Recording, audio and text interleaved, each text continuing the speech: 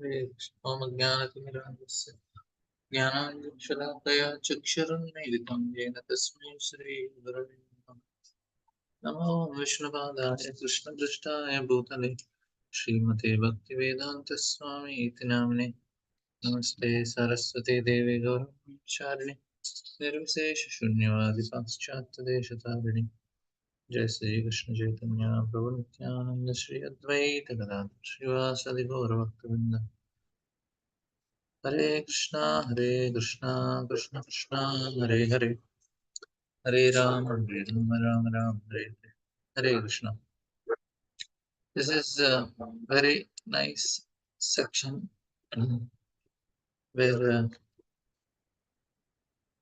the Lord is instructing, and here Uddhava is offering his prayers to the Supreme Lord. He says, now one more reason, very important reason why Lord performs some pastimes is to fulfill the desire of living entities. Living entity has a desire to be away from the Lord, and he facilitates the devotees. So when there is some pastime which are bewildering, basically it is the desire of living entities that, and the scriptures are also written in such a way. There are many reasons. One of the reasons is people want it in that way. They want it little complicated. Second is they need to take help of Guru to come out of it. If it is make very simple and obvious, then the people who are having a different mindset, it won't match for them. And another is to facilitate different rasas also. That's also another reason why this scriptures are built. Like when Krishna is told he's coming from the hairs of Mahavishnu and all, it is to first is to help people who are having faith in the form of Narayana that he is supreme. That means to enhance that rasa. For them, that rasa is very important for them. That they need to feel that Narayana is supreme so that they can serve him nicely. Another is to make things to facilitate people who are mm, who want to go away from Lord. So that's why this all this Leela of Krishna disappearing and all. So this is Lord's arrangement to facilitate all these things. So it is facilitate these desires. And another thing is, without the help of Guru, we cannot understand scriptures. If we see any astrology book or anything, you will not find everything in one place. You will find different things in different places. If normally anybody writes a book, we'll write it very systematically. Say if I take a topic on fear, so I will take all the stories related to fear, all the examples related to fear, all the shlokas related to fear, all the different understandings of fear, and all the different solutions of fear, and I can complete the book on fear, right? But if you take the books which are written like Vedas and all, they don't do like that. You'll have something here, something in this place, something in this place. So it looks like why it is not systematically organized. Ayurveda also you will not find it one place. Astrology also you will not find what is the effect of Mars on a person in the third house. You will find in different places, different books. It makes things very complicated. Why it is not systematically written? One thing is to keep the knowledge. Sometimes it need to be kept confidential also. That is also another reason, because it will be misused if the knowledge is not kept confidential. It is misused, and people will take it cheaply and they try to manipulate it because there is exploitative tendency. That's why things are not very simple in the scriptures. And how the knowledge is given only by Guru. Guru sees that this person is qualified, then then Guru will reveal the knowledge to the disciple. So in that way, he will gain knowledge. So if he and all these secret mantras and all, they are not given only. It is previously not any books. Books were not written previously. Knowledge was always coming from Guru. Guru sees how much this person is qualified, that much knowledge he gives. And he is explaining different scriptures only. But he explains today this one, tomorrow one. And the disciple, by his meditation, by his tapasya, he starts comprehending, he understands. and that's how the system is. And same thing it continued. And Vyas Maharshi wrote, he wrote in such a way.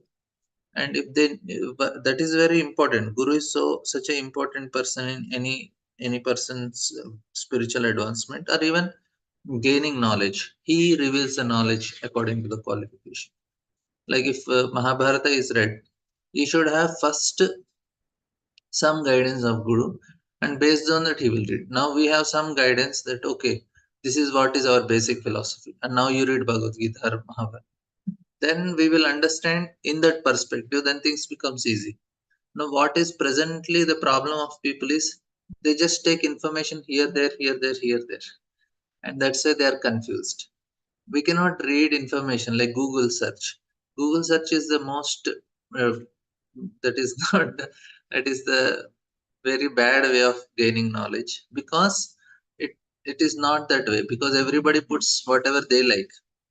And if you read in that way, if you understand in that way, it is always confusing. And that's why all the people in Kali Yuga is manda upadrata, always disturbed and confused, because they gain knowledge in that way. And that is not the way of gaining knowledge. And everybody puts something on YouTube, everybody puts something here, there, and it's always confusing knowledge. No, knowledge should be received to good.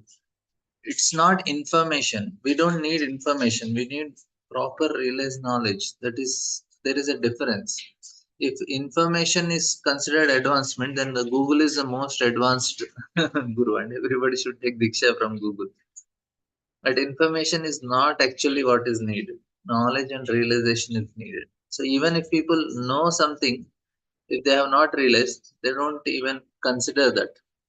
Previous ages, it is more of realizations, which is what is considered. And then, like say, now acharyas are writing a shloka.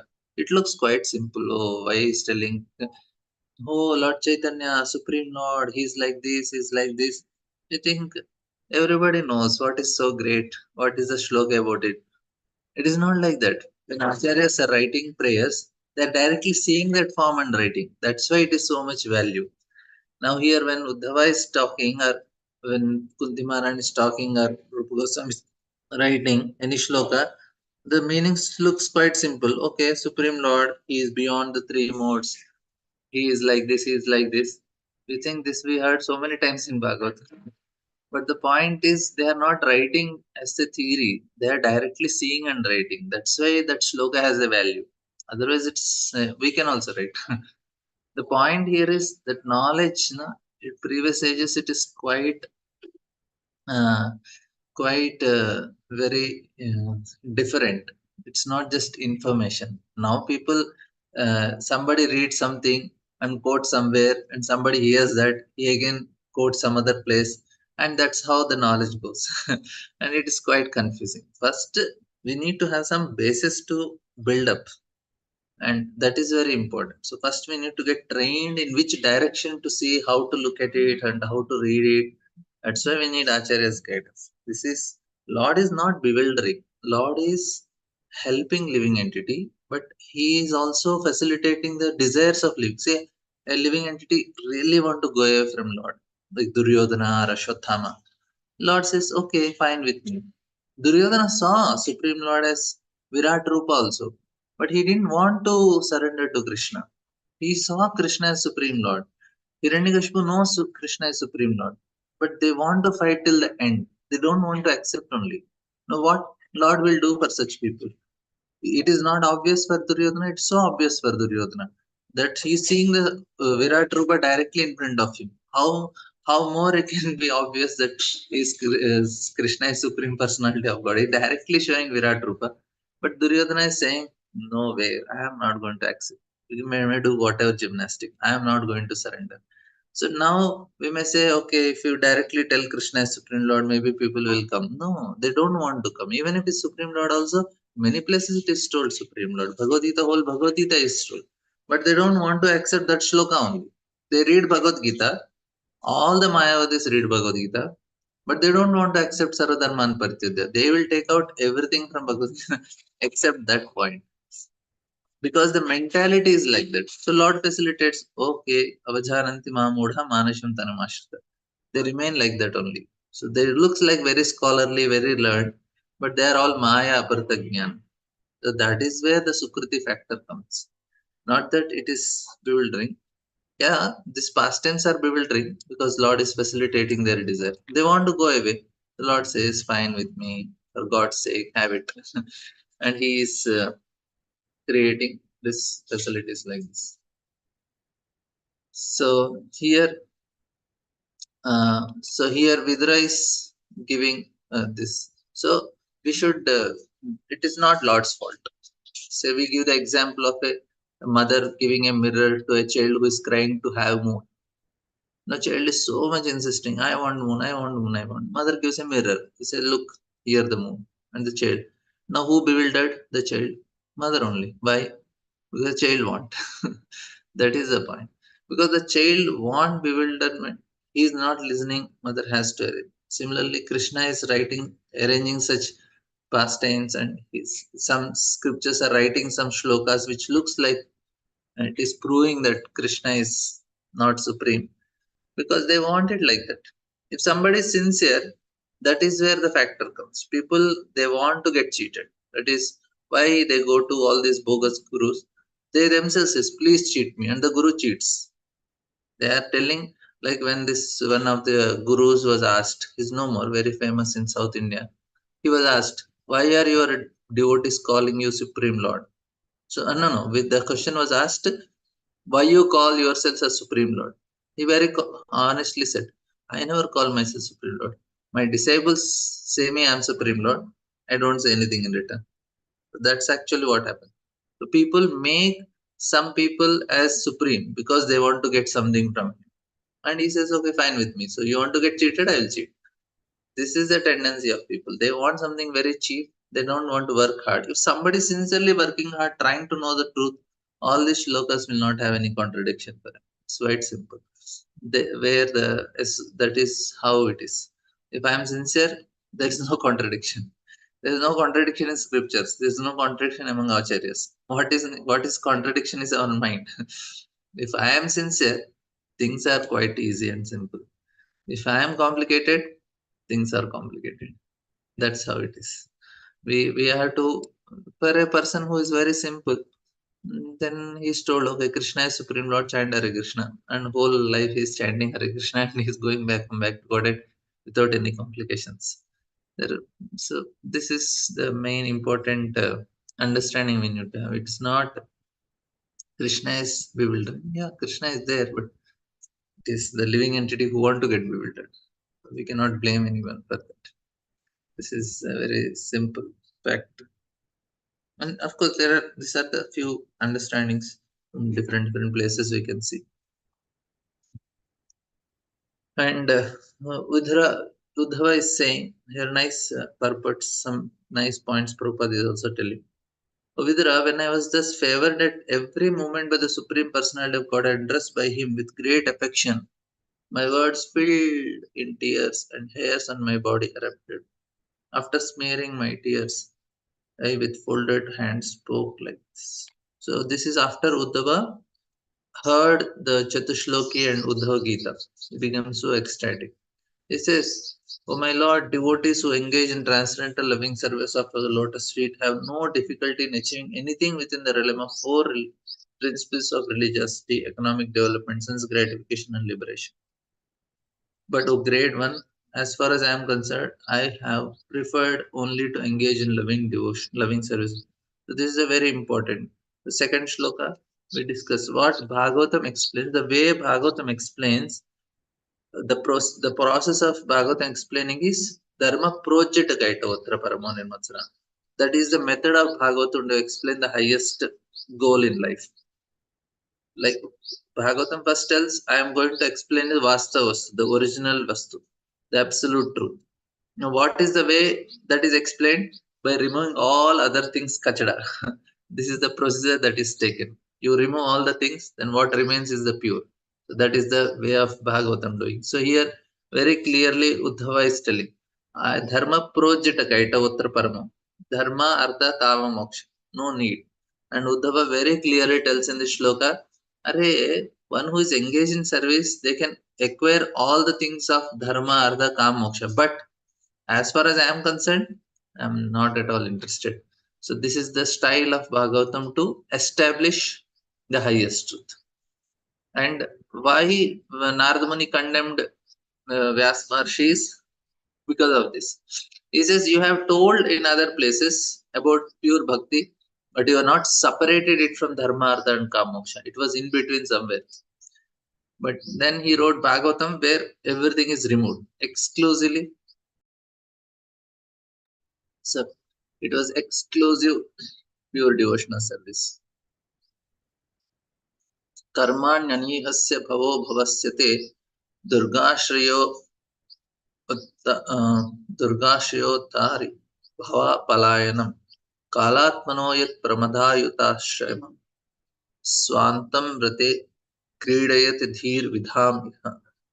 This is, my dear Lord, even the learned sages become disturbed in their intelligence when they see that your greatness engages in fruitive work, although you are free from all desires, that you take birth although you are unborn, that you flee out of fear of enemy and take shelter in the fort although you are controller of invincible time, and that you enjoy household life surrounded by many women, although you enjoy in yourself. So this is what we have discussed. So Lord does two ways. One is to give rasa, one is to show that how he enjoys, and another thing is to bewilder. So when it comes, if a person is sincere, it looks quite. And what happens? See, somebody is very sincere. He is reading and he is confused. And then somewhere it is told it is Supreme Lord, and somewhere he is doing all these things. Now, what he will do? Instead of criticizing, he will go to a guru, he will go to a genuine person and ask him, what is the reason for this? Now, instead of asking, what he do? If he is propagating, like say, if we are in a temple and there is some problem in the management. Now, if a person is genuine, what he will do? He will go to the manager and says, see, in the prasadam kitchen and all, things are not going well.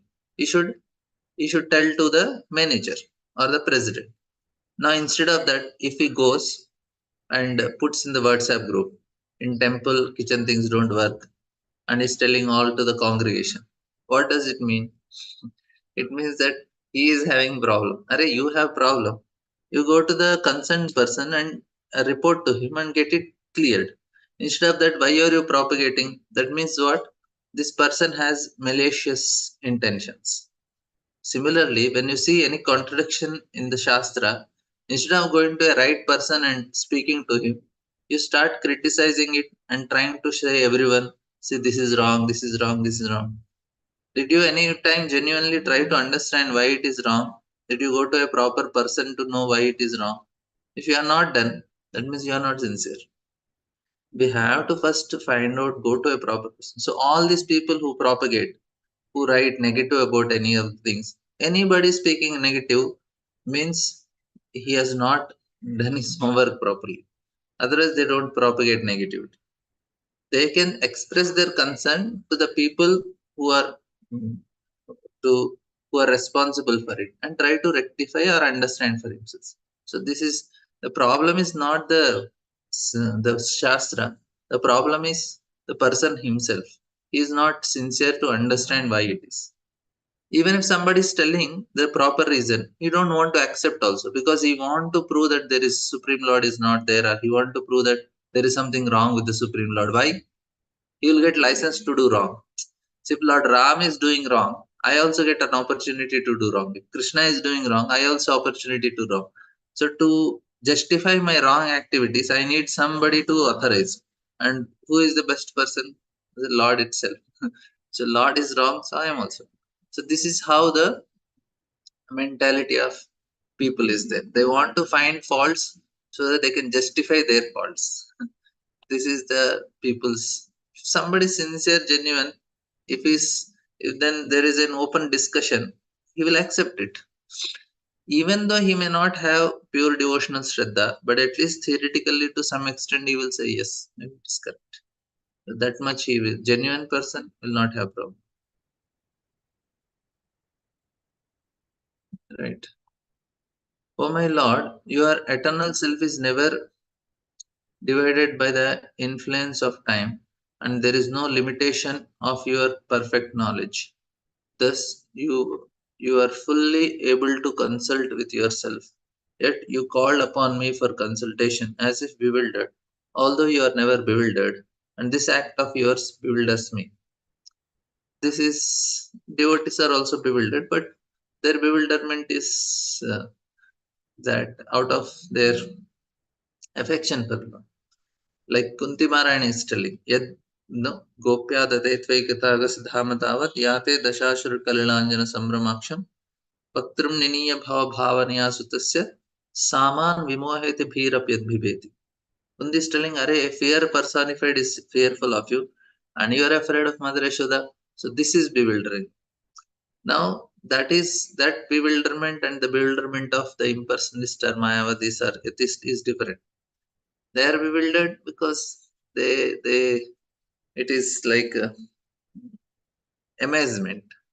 Brahma is bewildered, and Krishna showed his form, but he was very happy. Shiva is bewildered, Mohini Murti.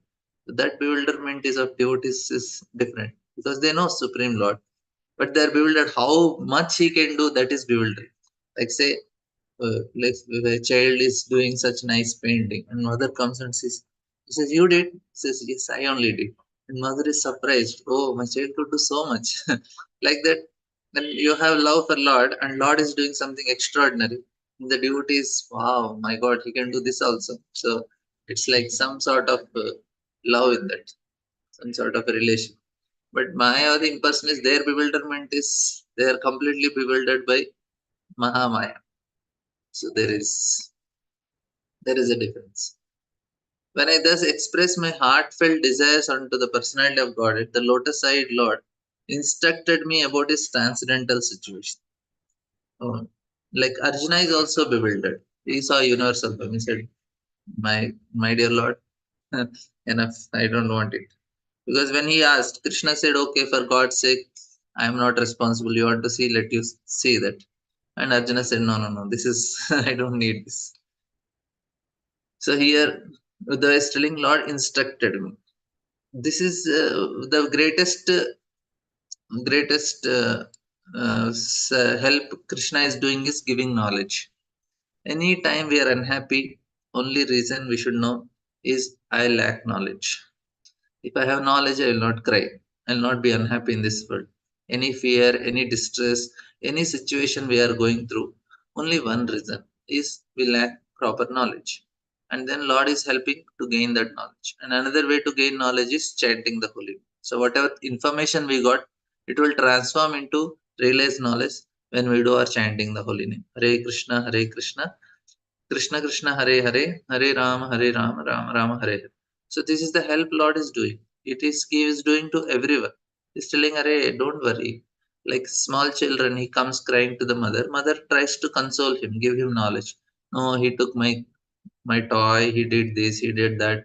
And mother says, don't worry, but I'll give you noise, this, that. So trying to explain and help the child with in knowledge. Similarly, Lord is also doing the same thing. He is helping all living entities. Ma Suchaha, do not cry. And no, in the initial also Krishna tells Bhagavad Gita, and in the end of Bhagavad Gita, Krishna is telling the same thing. Asocha nanna sochastam prajna vadam subhasase. No, why are you lamenting Arjuna? And in the end he says, Sarvadharman paritidya mamekam sharanam vaja aham tvam sarvapapevyo mokshasham masucha. Do not lament. That is so genuinely Lord is telling out of great love. Don't lament. I am helping you. I am there with you. I will take care of you. Because we lack that knowledge that Lord will take care of me. Lord is doing good for me. Whatever He is arranging is for me. We lack that faith on Lord, and we lack that knowledge that is causing the distress. Otherwise, there is no question of unhappiness. And this is what Lord is doing. We need to gain that knowledge. And then when Uddhava and all crying, they are crying out of love and separation. That is transcendental. We also want to cry like that. Because when Uddhava goes to Vrindavan, they see everybody is crying for Krishna. And he says, what can I tell them? Because that is a perfection of life. Uddhava was confused. He thought, I want to console them. But he said, no, that is the thing everybody should do. They should cry for Krishna in love. Where is the point in consoling them? Even then he said, I want to take their dust and I also want to become like them. So that one day I'll also cry in separation for Krishna. Uddhava, instead of going and consoling them, he wanted to become a dust. He wanted to become some grass in the Vrindavan so that he can get the dust of gopis. That means what? He is aspiring to become what they are doing. And what Vajas are doing when Buddha went, they are crying in separation. So that type of lamentation, that type of tears, that types of pain is what is needed. But now the tears and lamentations are for material things. I didn't get my house, things are not happening the way I want. So we cry for wrong things about marriage, about wife, husband, children, house, car, mobile, this, that. So many things there is cry. This is no, we cry, but we cry for Krishna. So there is a difference. So the point here is what is needed now is gaining knowledge. And knowledge comes by swadhyaya, that is studying the scriptures and chanting fully, right? So here the word param sthitam, Ramam Sthitam is significant in this verse. The Lord's transcendental situations was not even spoken of to Brahma when the four verses go. So Lord told something more to Uddhava. That's 11th canto Uddhava Gita is that's why very famous. It is more than what he spoke to Arjuna also. This transcendental situation comprises his dealings with his devotees engaged in transcendental loving service as exhibited at Dwarka and Vrindavan. So these are things which are not revealed to Brahma yet. When he was given Chatushloka. And when the Lord explained this his specific transcendental situation, it was meant for Uddhava only, and therefore Uddhava particularly said, Mahyam unto me.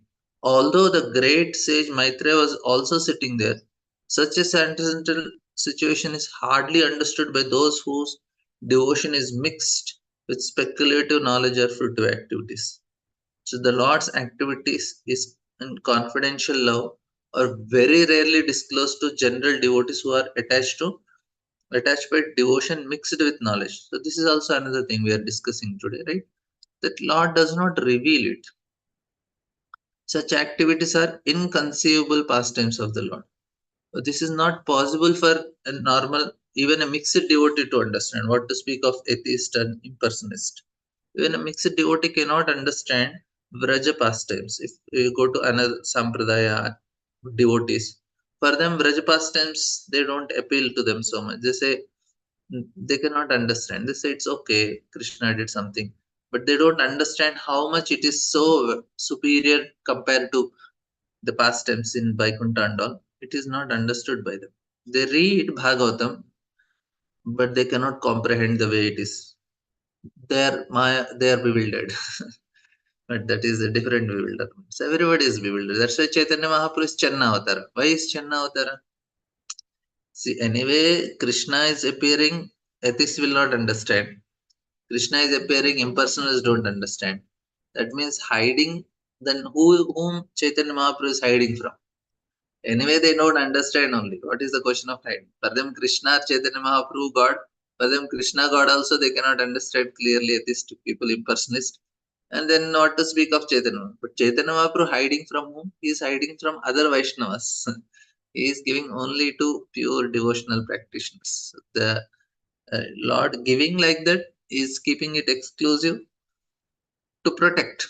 Otherwise, people will misuse, misinterpret, and they will create. They are not interested only. So why Lord has to give? He has to give to somebody who is genuine and interested, right? I have studied the path of understanding self-knowledge from my spiritual master, the personality of Godhead, and thus after circumambulating him, I have come to this place very much aggrieved due to separation. So now, Uddhava is telling, I left Krishna and I came to this place. Siddha's actual life is direct symbol of Chatushloki Bhagavatam, initiated first by Brahma to Brahmaji by the personality of Godhead. This is from the 33, 34, 35, 36 of second canto. The four very great and important verses from Srimad Bhagavatam are particularly taken out by the Mayavadi scholars who constructed different purport to suit their impersonal view of monism. This is the problem with them. So here is the proper answer to such unauthorized speculators. Versus Srimad Bhagavatam purely theistic science understanding by the post-Garishwadat of Bhagavad Gita. The unauthorized dry speculators are offenders at the lotus feet of Sri Krishna because they distort the purpose of Bhagavad Gita and Srimad Bhagavatam to mislead the public and prepare a direct path to hell. So we discussed this also yesterday. So they are doing it because they want it like that, and they'll get people also like that.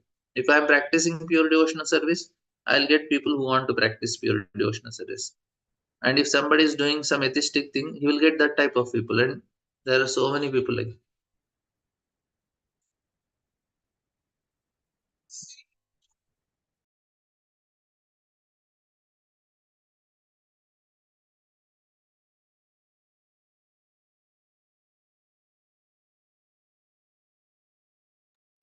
sorry. So we have taken this verse.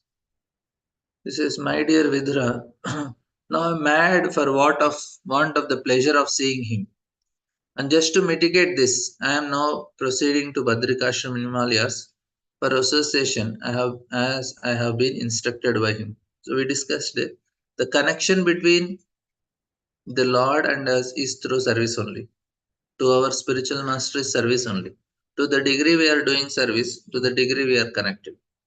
Only working for ourselves, selfishness, that is not actually recommend. Means that is not any connection.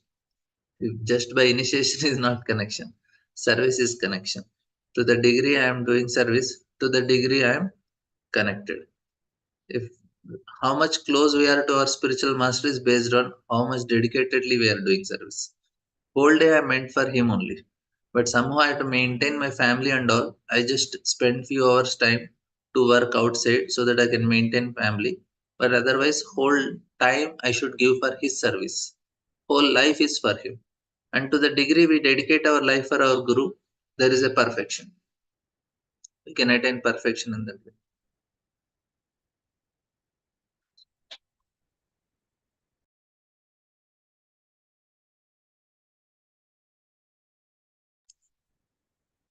A pure devotee of Lord, of the standard of Uddhava, constantly associate with the Lord in the double perception of simultaneous separation and meeting. The pure devotee is not for a moment unengaged in the transcendental service of the Lord. The execution of Lord's service is the main occupation of pure devotee. Uddhava's separation from Lord was unbearable, and therefore he started the Badrikashram in obedience to the Lord's order. Because the order of Lord and Lord himself are identical. As long as one is engaged in the execution of order of the Lord, there is no factual separation from it. So this is the point. So if I want to feel connected, then if I just render service, I'm always connected. This is the how it is not very gross, it is more and more subtle. More we advance, more we are in a subtle way. And that's what is very, very important.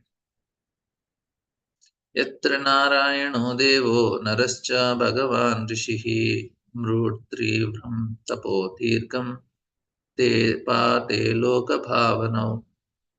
There in Badrikashram, the personality of Godhead, in his incarnation as the sages, Nara and Narayana, have been undergone great penance since time immemorial for the welfare of all amiable living entities.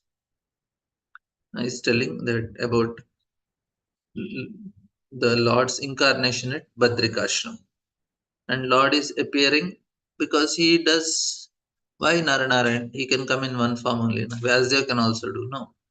He is helping the sages there. Because the sages in Badrikashram, that area, they want to perform austerities. Now they need some example, somebody to guide. And Lord only comes as Narayan Rishi and says, this is how you should perform austerities. Now, this is how Lord is helping all living entities. Some living entities are interested in tapasya. That is their, that is, that's how their psychophysical setup is. Now, who should inspire them? Lord only inspires. How? He also comes and performs austerity like Narayana Rishi. Badrikashram in the Himalayas, the abode of Narayana and sages, is a great place of pilgrimage for the Hindus. Even up to the present, hundreds and thousands of pious Hindus go to pay respects to the incarnation of Godhead Narayana. It appears even 5,000 years ago, this holy place was being visited by such a holy beings as Uddhava, and even at that time, the place was known to be very, very old. This particular pilgrimage site is very difficult to visit for ordinary men because of its difficult situation in the Himalayas in a place which is covered by ice almost all year. For a few months during the summer season, people can visit this place at great personal inconvenience. These are four dhams of or kingdoms of God, which represent the planets of the spiritual sky, which consists of Brahma, Jyoti, and the Vaikunthas. These are Badrikashram, Rameshwaram, Jagannath Puri, and Dwarka. Faithful Hindus still visit all these holy places for perfection or spiritual realization, following in the footsteps of devotees like Uddhava. Now Sanukrishi says, इति श्रीसुख उवाच इति उद्धवात् उपाकर्ण्यं सुहृदां सुदुःसहं वदं ज्ञानेनास्मयते क्षत्ता शोकम् उत्पत्तितं बुधः. Sri Sukadeva Goswami said, after hearing from Uddhava all about the annihilation of his friends and relatives, the learned Uddhava pacified his overwhelming bewilderment by dint of his transcendental knowledge. So, see, bewilderment is only overcome with knowledge. We are pacified from our suffering with knowledge. Vidura was informed that the result of battle of Kurukshetra was the annihilation of his friends and relatives as well as the destruction of Vidu dynasty and also the passing away of the Lord. All this hurled him into bewilderment for a long time. But because he was highly advanced in transcendental knowledge, he is quite competent to pacify himself by enlightenment. As it is stated in the Bhagavad Gita, due to our long association with bodily relationship, bewilderment on account of annihilation of friends and relatives is not at all astonishing. But one has to learn the art of subduing such bewilderment with higher transcendental knowledge. The talks between Uddhava and Vidura on the topics of Krishna being at sunset and Vidura was not further advanced in knowledge due to his association with Uddhava. The talks between Uddhava and Vidura on the topics of Krishna began at sunset. Vidura was not further advanced in knowledge due to his association with him. That means he could not get more association. Sattam Mahabhagavatam Vijñātam Kauravarshavaha Visrambhad Abhyadattedam Mukyam Krishna Parigrahe. While Uddhava, the chief among confidential and most confidential amongst the devotees of the Lord, was going away, Vidura, in affection and confidence, questioned him. Vidura was very much older than Uddhava. By family relationship, Uddhava was a contemporary brother of Krishna, while Vidura was as elderly as Krishna's father Vasudeva. But although junior by age, Uddhava was much advanced in devotional service of the Lord, and therefore he is described herein as the chief among the devotees of the Lord. Vidura was confident about this, and thus he addressed Uddhava in that higher category. That is the way of courteous dealing between two devotees.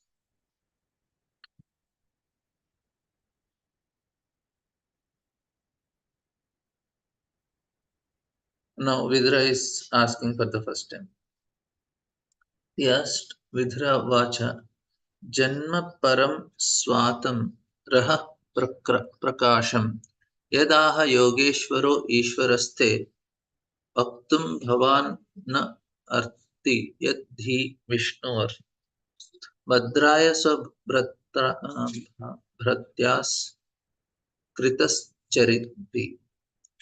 Vidura said, O Uddhava, because the servants of Vishnu, the Lord, wonders in the interest of serving other, it is quite fit that you kindly describe the self-knowledge with which you have been enlightened by the Lord Himself. Now, Vid- Vidra is asking, can you just tell what Lord told you? So he wanted to know from him. For that, Prabhupada is writing nice purport here. He says the servants of Lord are actually the servants of society. So this is real service we can do. They are not interested in human society other than to they have no interest in human society other than to enlighten it in transcendental knowledge. What devotees want to do? They want to give knowledge. The purpose of life is to become happy. And happiness comes we have knowledge. Clear. Happiness comes when we have knowledge. And knowledge comes when we do sadhana. They are interested in imparting knowledge of relationship of living being with the Supreme Lord. What is that knowledge which is very important? Sambandha jnana. We have to know. Now, what happens is this Sambandha jnana will help us to establish a true ego. Presently, I am enjoying because of ego only I am enjoying. The reason why I'm doing sense gratification in this world is because of my ego. What is that ego? I'm identifying myself with body and mind. I want to satisfy that. That is the ego. But when I have sambandha jnana, then the ego is changed. I can properly develop an ego as a servant and just start serving. Instead of enjoying, I'll serve. As long as I have wrong ego, I think I am the enjoyer. I'm entangled in this matter. So what I need is sambandha jnana only, right? The activities in the transcendental relationship and ultimate goal of life. So three things they give imparting knowledge of relationship of the supreme being, the activities of transcendental relationship, and the ultimate goal of life, sambandha, abhidheya, and prayojan. The real knowledge which can help society achieve the real aim of human welfare. Knowledge in the matter of the bodily necessities of eating, sleeping, mating, and fearing, transformed into various branches of advancement of knowledge, is all temporary. A living being is not the material body but an eternal part and parcel of the supreme being. And thus, revival of his self knowledge is essential. Without this knowledge, the human life is a battle. The servants of Lord Vishnu are entrusted with this responsible work, and so they wander over earth and to all other planets in the universe. Thus, the knowledge which was received by Uddhava directly from the Lord deserves to be distributed in human society, especially to persons like Vidra who are highly advanced in devotional service of the Lord. Real transcendental knowledge descends in disciplic succession from the Lord to Uddhava, from Uddhava to Vidura, and so on. Such supreme transcendental knowledge is not possible to achieve by the process of perfect speculation as performed by the so called learned mundane wranglers. Vidura was anxious to know from Uddhava that confidential knowledge known as Paramam Sthitam, in which the Lord is known by his transcendental pastimes. Although Vidura was older than Uddhava, he was anxious to become a servant of Uddhava in the transcendental relationship. This formula of transcendental disciplic succession is taught by Lord Chaitanya also. Lord Chaitanya advised that one receive transcendental knowledge from anyone, whether a Brahmana or a Shudra or a householder or a sannyasi, provided that person is factually conversant with the science of Krishna. A person who knows the science of Krishna is factually a bona fide spiritual master. Okay, we'll end here. Tomorrow we'll see what. So not tomorrow, maybe Monday we'll see what Uddhava is telling. And this chapter has shlokas. It's 36. Okay. Thank you all very much. Hope there are no questions, comments. Srila Prabhupada ki. Kantra